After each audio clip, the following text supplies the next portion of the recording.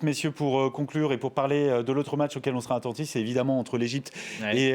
et le Ghana, deux équipes qui n'avaient pas réussi à l'emporter lors du premier match nul donc au Mozambique des Pharaons. Et le Ghana avait fait pire, les Black Stars qui avaient été battus par le Cap-Vert 2-1. Est-ce qu'on peut parler de déclin des Black Stars, une génération vieillissante depuis leur finale c'était en 2015. Ça n'a cessé de décroître, demi-finale, huitième de finale, premier tour au Cameroun. Oui, et là, je pense qu'il y a de grandes chances que ça se termine encore au premier tour, encore qu'avec... Enfin, ils peuvent se reprendre, mais c'est vrai que c'est une équipe qui est assez faible. Bon, il y a le retour de Kudus, a priori sera là Il est demain. incertain, mais voilà, il Oui, est toujours a priori, incertain. oui. Ouais. Donc, Ça peut changer des choses, évidemment. Oui, ça peut changer En tout cas, des ce choses. n'est pas le mais meilleur moment pour le Ghana d'affronter une équipe comme l'Égypte. L'Égypte qui en plus reste sur un match nul frustrant contre le Mozambique. Donc évidemment, de leur côté, les Égyptiens vont vouloir aussi rapidement assurer la qualification.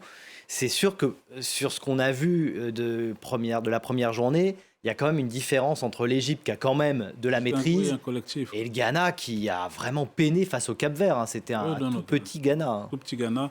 Et ils sont en vrai danger. Ils sont en vrai danger parce que une défaite, ce serait quasiment une élimination. Une élimination, il faudrait remporter le dernier match, mais on ne leur souhaite pas évidemment aux Ghanéens, mais c'est vrai que ce qu'on a vu maintenant depuis plusieurs années et depuis le début de cette CAN, c'est que c'est sans surprise finalement une équipe de les retrouver comme ça. Qui n'a pas réussi à renouveler sa génération. Oui, et les équipes qui réussissent aujourd'hui en CAN, c'est des équipes qui ont réussi justement à renouveler un peu leur vie. Oui, à renouveler, parce que c'est vrai qu'on a des équipes qui se renouvellent, hein, parce que même le Maroc c'est un peu renouvelé, le Sénégal. En fait, par petites touches, ça se renouvelle.